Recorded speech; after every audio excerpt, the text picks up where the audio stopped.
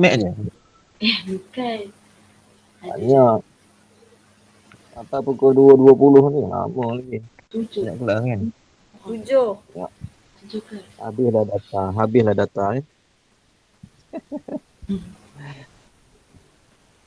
Okay. So kita tak lama lah, setengah jam. Kemudian kita bincang secara apa online ni setengah jam. Kemudian diteruskan dengan buat latihan tugasan dalam buku kaktus. Ada balik buku kaktus? Ada. Ada. Kaktus. Okay. So kita tengok tajuk baru untuk hari ini. Tajuk baru bab 5. Nama tajuknya Kekongruenan Pembesaran dan Gabungan Transformasi. Pernah dengar tak tajuk ni? Pernah? Tak. Tak pernah. Tak pernah. Okey. Kalau dalam silibus ataupun sukatan KBSM, apa nama ni, yang dululah kan, yang sebelum ni, sebelum kamu ni, yang kamu ke SSM ni, sebelum ni KBSM, dia dah belajar bermula daripada tingkatan 2 lagi. Penjelmaan nama tajuk dia. Penjelmaan. Sekarang ni dia tukar jadi transformasi. Dulu transformasi ni dalam bahasa Inggeris, transformation. Bila dalam bahasa Melayu dia jadi penjelmaan dulu. Ini penjelmaan. Okey. So sekarang ni dia tambah jadi panjang sikit. Yang pertama, kekongruenan. Apa benda tu kekongruenan? Hak ni kita bincang hari ni lah. Yang kedua, pembesaran. Kalau dulu masa tingkatan menengah rendah, dah belajar form 3 pembesaran ni. Dan gabungan transformation ni, gabungan ni bila masuk tingkatan 5 dalam KBSM akan belajar gabungan penjelmaan ataupun gabungan transformasi ni. Ini tingkatan 5. Kalau KBSM lah. Hari ni kamu akan belajar satu bab sahaja. Semua sekali. Okey. Apa yang akan anda pelajari? Yang pertama, kekongruenan. Apa benda ni? Apa maksud kekongruenan? Ciri-ciri kekongruenan tu apa? Seterusnya pembesaran. Pembesaran tu apa? Macam mana boleh berlaku pembesaran? Seterusnya gabungan transformasi. Ikut tajuk lah kan? Dan yang terakhir ada terselasi. Apa dia pula terselasi? Yang ni adalah yang baru lah. Ini baru. Baru. Dalam KBSM tak ada.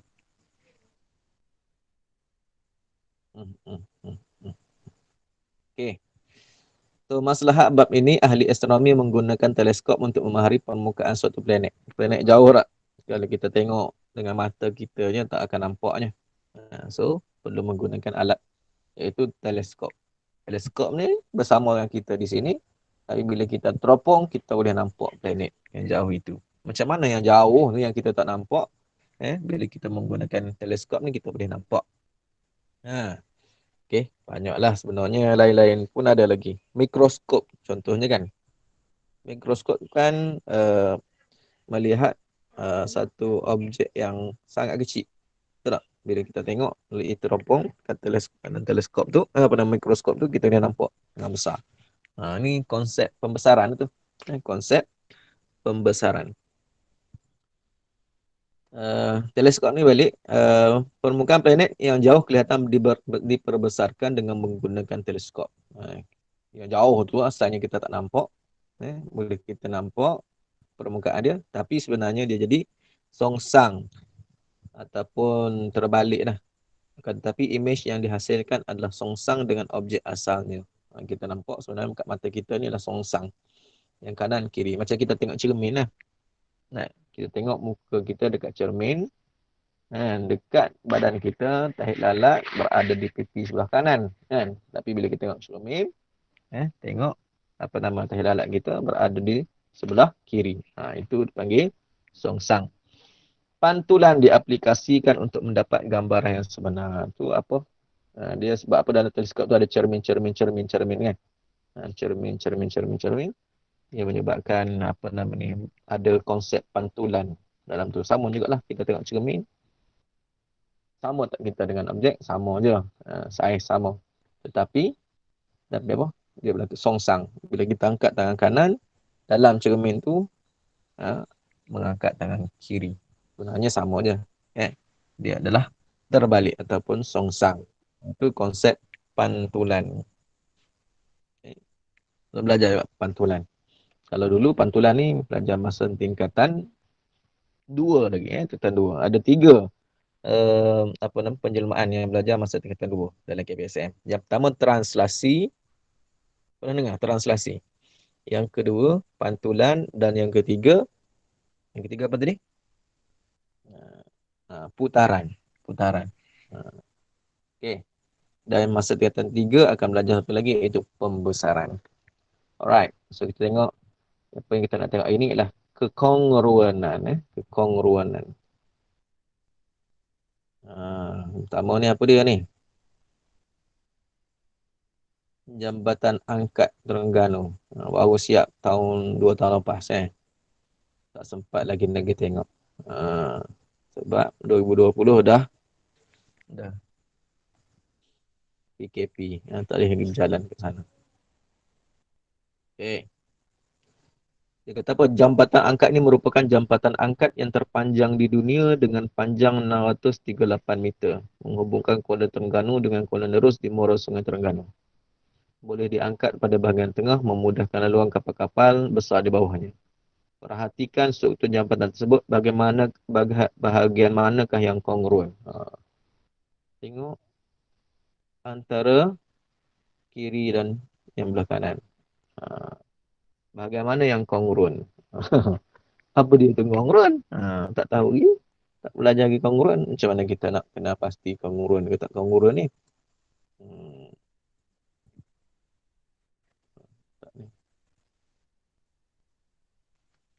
Okey, kita tengok dekat dia punya atas tu. Bentuk sama tak? Atas ni.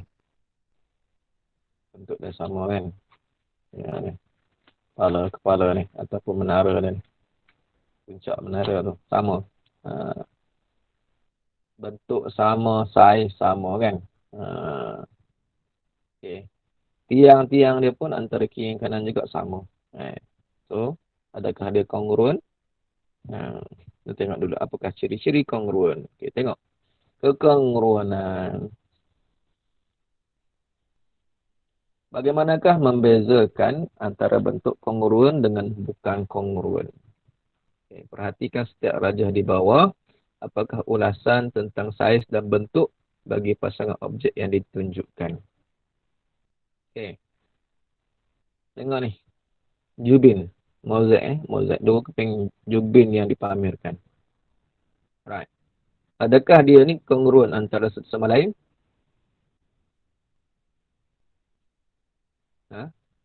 Tengok sini. Pasangan objek dalam setiap rajah di atas mempunyai yang pertama, saiz. Pertama, saiz.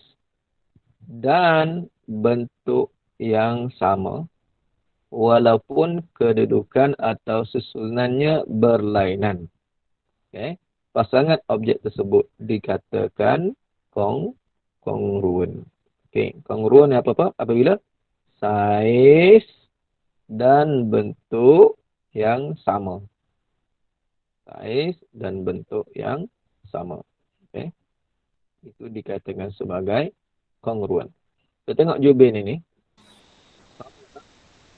Sama. Bentuk sama. Saiz sama.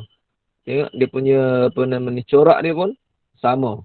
Mungkin susunan je berbeza, tapi kalau kita pusing-pusing dia sama je kan.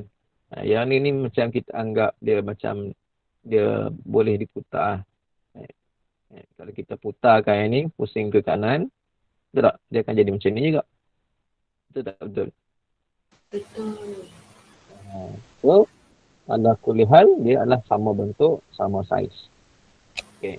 Menara berkembar Petronas. Antara yang menara utara dengan menara selatan kita panggil. Tak pasti. Kan ada dua berkembar ni kan, kiri dan kanan ni. Sama tak bentuk dia? Sama kan? Sama tinggi. Sama bentuk. So, dia adalah kongruen. Pasal Saiz sama, bentuk pun sama, cuma beza kedudukan. Satu sebelah kanan, satu sebelah kiri.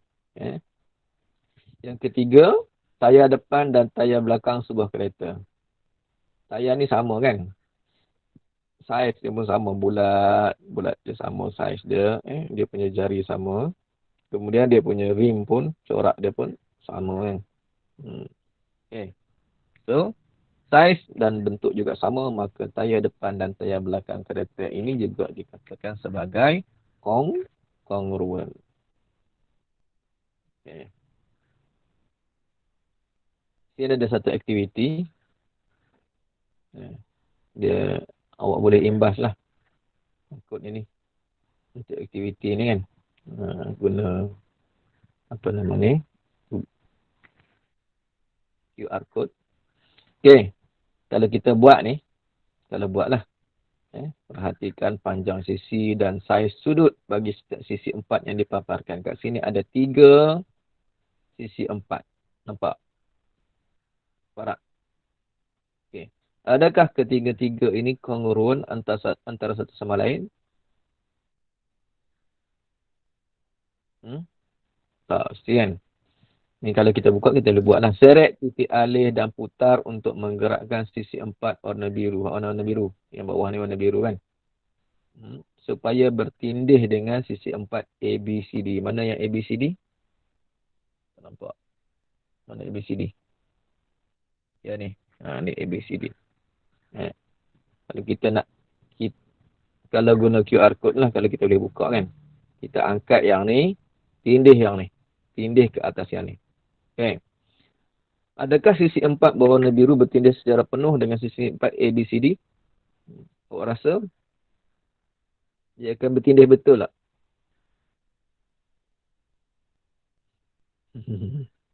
Rasanya bertindih elok. Bertindih. Ya, elok. Okay. So, apakah pemerhatian? Kalau boleh buatlah. Yang kedua, selesai yang biru, kita ambil pula yang kuning. Kuning buat sama juga di atas yang ABCD. Angkat dia ke atas ni kan. Angkat yang ni. Yang kuning, dia letak atas ni. ABCD ni, kita akan dapat juga sepenuhnya ke ataupun tidak. Okay. Kesimpulan. Tak sepenuhnya. Tak sepenuhnya. Dah buat ke? Tak. Tengok saiz dia. Tengok bentuk ni kan. Tengok bentuk. Ayu pandai tengok. Okay. So, bila kita tengok kat sini, kita tengok depan dia di sebelah kanan ni. Hasil daripada mobilasi minda 1 didapati bahawa dua poligon yang kongruen mempunyai ukuran yang sama panjang, sisi sepadan dan sudut sepadan. Kita tengok yang ni yang ABCD tadi. Yang ni yang biru ke yang kuning? PQRS ni yang biru ke yang kuning?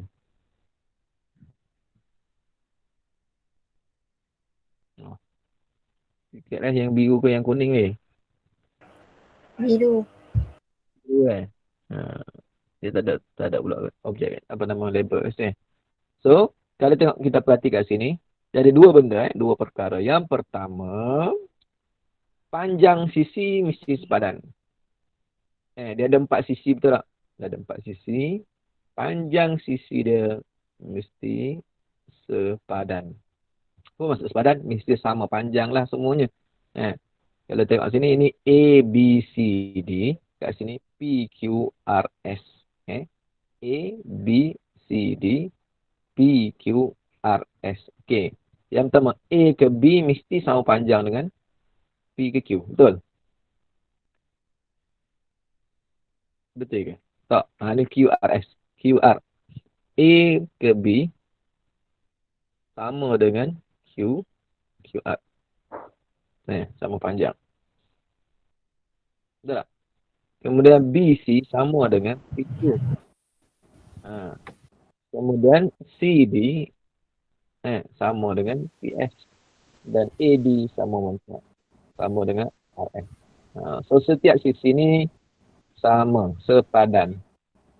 Semua sisi adalah sepadan. Semua sisi sepadan. Okey, itu yang pertama. Yang menyebabkan dia jadi kongruen. Yang pertama apa dia? Panjang sisi sepadan. Yang kedua, syarat dia mesti dipenuhi. Dia mesti kedua-dua ni mesti dipenuhi. Yang kedua ialah sudut juga mesti sepadan. Sudut mesti sepadan. Sudut dekat D sama dengan sudut dekat S. Sepadan. C sama dengan P. B sama dengan kat Q. Dan A sama dengan sudut di R. Mesti sepadan. Bila kedua-duanya sepadan, iaitu panjang sisi sepadan dan sudut sepadan, maka dia dikatakan sebagai kongruen. Baru dikatakan kongruen. Kalau hanya sudut saja yang sepadan tapi panjang sisi tak sepadan, itu belum kongruen. Tidak kongruen lah, bukan kongruen. Kalau hanya sudut saja sepadan tetapi panjang tidak sepadan, dia jadi bukan kongruen. Kalau panjang je sama tapi sudut tak sama, dia juga bukan kongruen. Kongruen mesti panjang sisi mesti sama. Sudut juga mesti sama. Tengok kat sini. Kat sini lah. Panjang AB mesti sama panjang dengan RQ. BC sama panjang dengan QP. Dan seterusnya. Begitu juga lah. Dengan sudut BAD. BAD sudut dekat A. Sudut dekat A ni BAD. Sama dengan sudut QRS. QRS. Sudut dekat R. Yang warna pink. Sama warna pink. Pink ke warna purple-purple. Okey, dan seterusnya lah. Semua sekali mesti sama. Barulah dikatakan sebagai kongruen. Okey. Kita habis apa? Tadi kita mula 7.40 kan? So kita habis dalam pukul 8.10 lah. Contoh satu. Okey. Tentukan sama ada setiap berikut. Setiap pasangan rajah yang berikutlah kongruen. A. Tengok. Nama rajah A, B, C, D dengan P, Q, R, S. Adakah dia kongruen? Yang pertama kita tengok sisi dia kan. Sisi dia. Okey. Kat sini 12. Sini pun ada 12.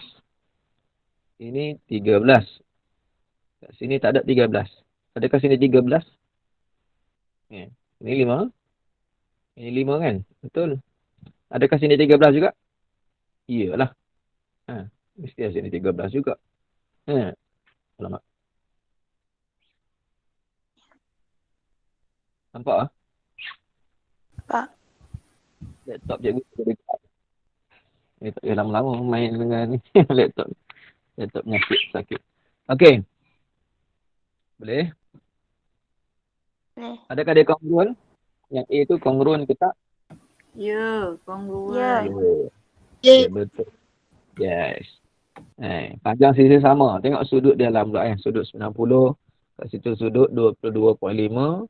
Sudut dekat B 67.4. Mesti sudut dekat R tu juga 67.4. So, sudut sama. Panjang sisi sama. Dia adalah kongruen. Okey, B. B kongruen ke tak? Tak. Tak kan? Tak. Panjang sisi sama dah kan? Ada yang tak sama Ada yang tak sama. Kat mana yang tak sama tu?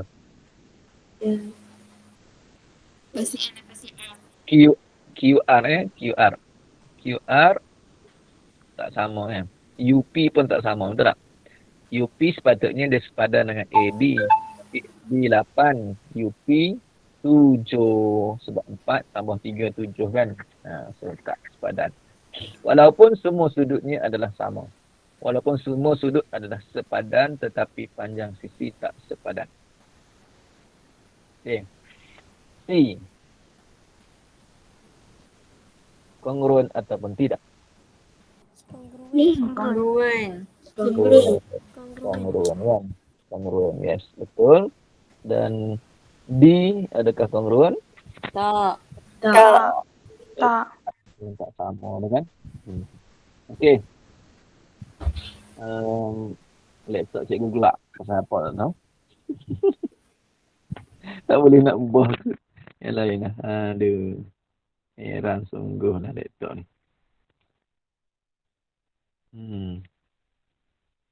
Dia tak boleh lama-lama guna pen tablet. Dia akan jadi gelap. Selalunya yang sini dalam laptop ni. Apa nama? Yang dekat kamu pula. Sekarang ni laptop saya pula yang dia gelap. Okey. Kita tengok buku tugasan. Apa nama? Buku apa? Kaktus. Buku kaktus. Buku kaktus.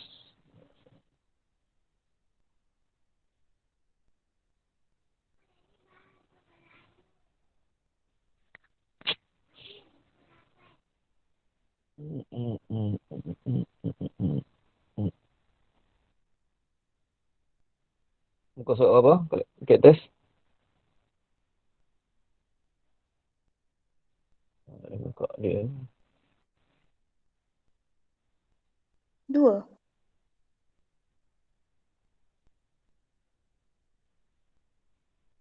Surat 2.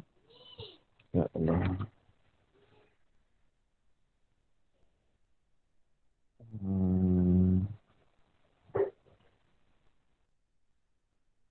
Laptop tak boleh buka.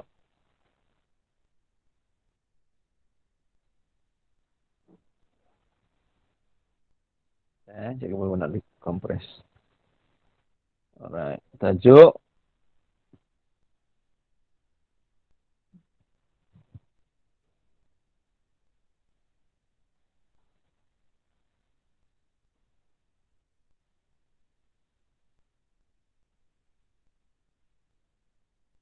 Tajuk apa? Penjeluan.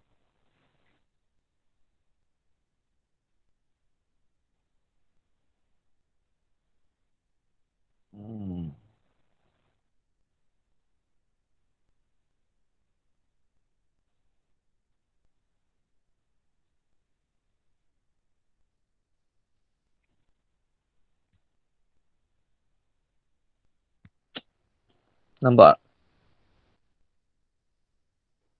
Nampak. Nampak.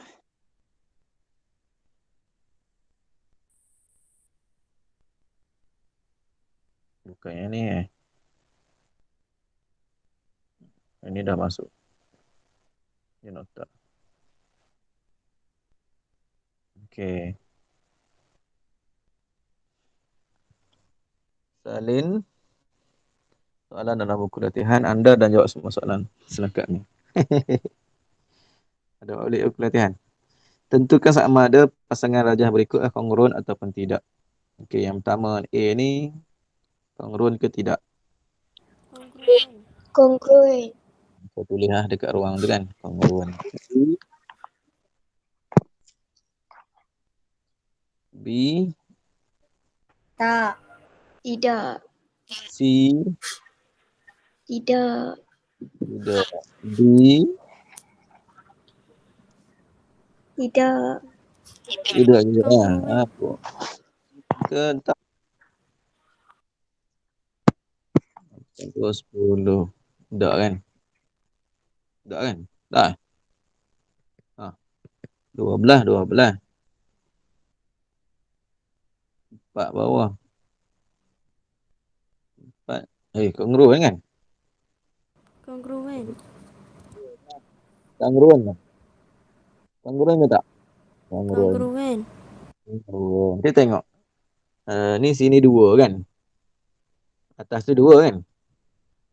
Ya tak? Atas tu 2. Kat sini bawah dia 7. Yang sebelah dia lagi tu 5. Maknanya atas tu pun 2 juga. Yang sebelah kanan kan? Tak nak cakap, tak ada nak tunjuk.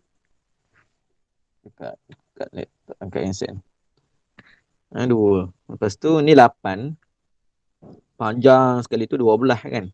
Yang bawah ni 4. Maknanya yang tak ada ni, sisi yang satu lagi ni 8 juga. So, semua saiz, semua panjang, sama sisi, sama panjang. Semua sisi, sama panjang. Okey. Maka dia adalah kongruent.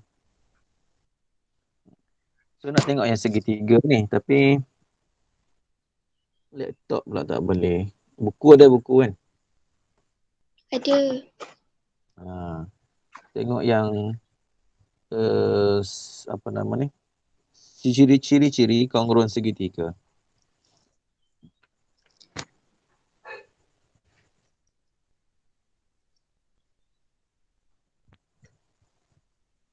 Tak cuba gelap lah.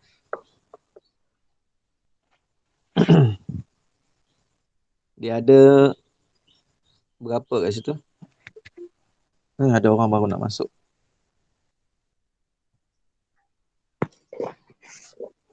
Siapa tu?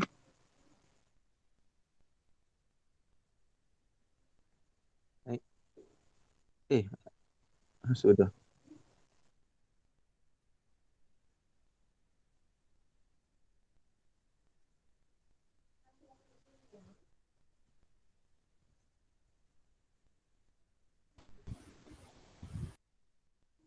Siapa tu nak masuk? Syakirah cikgu. Kira kan. You gonna start check. Mana? Tak ada. Mana dia? Tak dapat ni.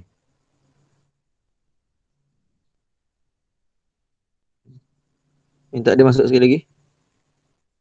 Tak ada nak admit.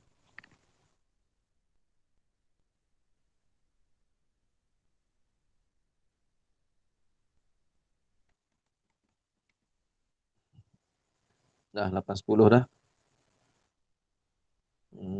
Tak apalah. Okey, yang ni kita sambung bila? Esok pula.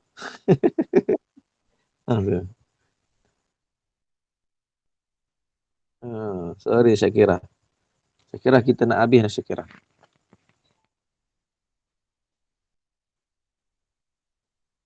Okey. Kalau tengok dalam buku teks tu dia tulis apa? Sisi ya. Ada tak? Ada. Lagi dia ada tulis. Apa lagi dia ada? Sudut sisi, sudut sisi. Apa benda tu? Boleh tak baca dulu kat buku teks tu? Baca sendiri dulu. And then cuba jawab soalan dekat nombor 2, nombor 3 dengan nombor 4. Boleh? Okay. Boleh. Ya, buku kat atas. Buku kat atas. Muka surat apa tadi? 3. Muka surat 5 ya. Muka surat 5. Okay. Jawab soalan nombor 2, nombor 3 dengan nombor 4. Okay. Berdasarkan pemahaman yang tentang ciri-ciri kongruan untuk segitiga.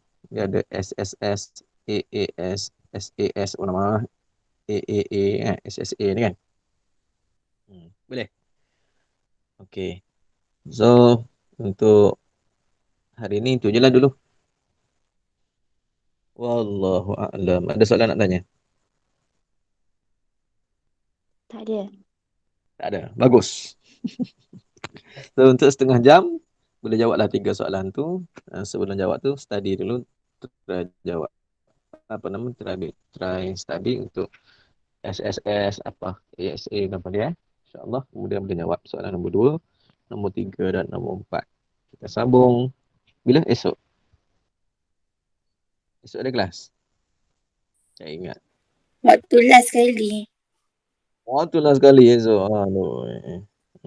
Okey. Itu saja. Terima kasih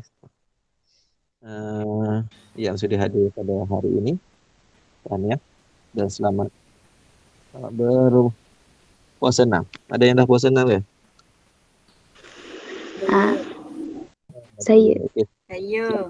ganti. Bagus. Okay, selamat lah. InsyaAllah jumpa lagi. Assalamualaikum. Waalaikumsalam. Terima kasih cikgu. Terima kasih cikgu. Sama-sama. Selamat guru. Selamat Hari Guru. Terima kasih.